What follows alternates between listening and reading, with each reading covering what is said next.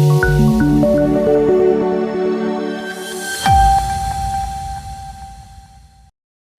દર્શક મિત્રો, ગરવી ગુજરાત ન્યૂઝમાં આપનું સ્વાગત છે।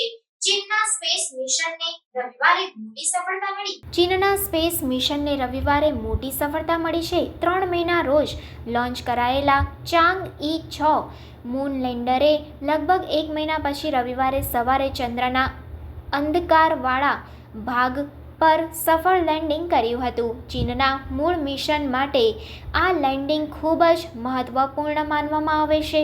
આ દ્વારા ચીન ચંદ્રના અંધકારવાળા ભાગમાંથી સેમ્પલ લાવનારો પહેલો દેશ બનવા માંગે છે। ચીનની સ્પેસ એજન્સીના જણાવ્યા અનુસાર ચાંગઈ-6 લેન્ડર ચંદ્રના દક્ષિણ ધ્રુવ એટકેન બેસિનમાં ઉતર્યું હતું। અહીંથી તે ચંદ્રની સપાટીના નમૂના એકત્રિત કરવાનું શરૂ કરશે। આ ચીનનું અત્યાર સુધીનું સૌથી મુશ્કેલ મૂન મિશન છે। જોકે આ પહેલાં ચીનનું લેન્ડર પણ ચંદ્રની દૂરની બાજુએ ઉતર્યું હતું। ચીને પ્રથમ વખત 2019માં પોતાના ચાંગઈ-4 મિશન દ્વારા આવું કર્યું હતું।